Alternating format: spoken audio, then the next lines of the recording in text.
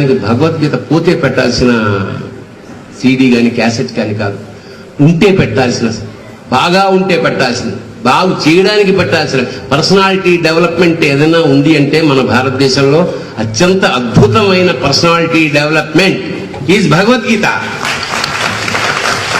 అతోవా ప్రాప్స్యసే స్వర్గం జిత్వా వా భోజ్యసే మహిం తస్మాత్ ఉత్తిష్ట కౌంతేయ యుద్ధాయ కృతనిశ్చయః. కృష్ణుడు చెప్తున్నాడు, అర్జున యుద్ధం చెయ్యి, యుద్ధంలో గెలిస్తే ఈ అఖండ భూమండలాన్ని పాలిస్తావు, లేదు స్వర్గంలో పరిపాలిస్తావు. అంచేత యుద్ధం చేయడం అనేది కర్తవ్యం. కర్మ సిద్ధాంతం అంటే కర్మ సిద్ధాంతం కాదు, కర్మ పనిచేయి, పనిచేస్తే పైకి వస్తావు. నువ్వు చేసే ప్రతి కర్మకి ఒక ఫలితం ఉంటుంది.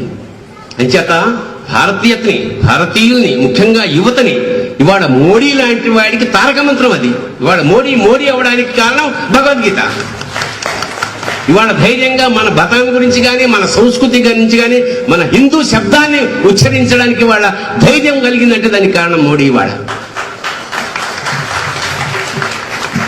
భయంగా మన దేశంలో పుట్టి మనమే ముసుగు కప్పుకొని బొట్టు పెట్టుకుంటే ఏమంటారో, చీర కట్టుకుంటే ఏమంటారో అనే దుస్థితి నుంచి ఇవాళ అంటే మనం బతుకుండగానే స్వేచ్ఛా భారతం వైపు మనం వెళ్తున్నందుకు ఆ దేవుడికి మనం కృతజ్ఞతలు కల్పించుకుంటూ ఆ పార్టీకి కానీ ఆ వ్యవస్థాపకులకు కానీ మనం సర్వదా కృతజ్ఞతలుగా ఉండాలి. ఇవాళ ఒక భారతీయత ఇవాళ అద్భుతంగా ప్రసరిస్తోంది, ప్రవహిస్తోంది. రేపు యావత్ భూఖండానికి ఒక మార్గదర్శకమైంది భారత జాతి.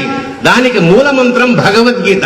అది చచ్చిపోయినప్పుడు పెట్టకండి దయచేసి, దానివల్ల బతుకులు బాగుపడాలి. అది భగవద్గీత.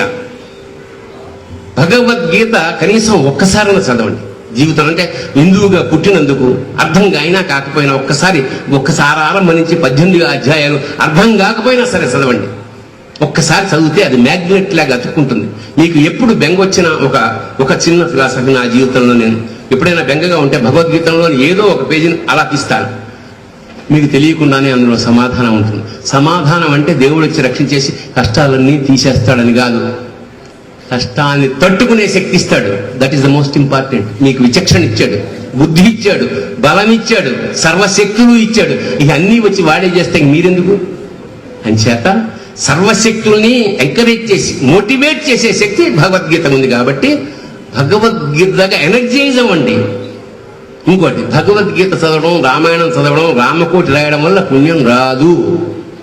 రామకోటి రాస్తే పుణ్యం రాదు, భగవద్గీత చదివితే రాదు, పాటిస్తే వస్తుంది. వివేకానందుడు అంటాడు, they are like road maps. Bhagavad Gita కానీ భారత రామ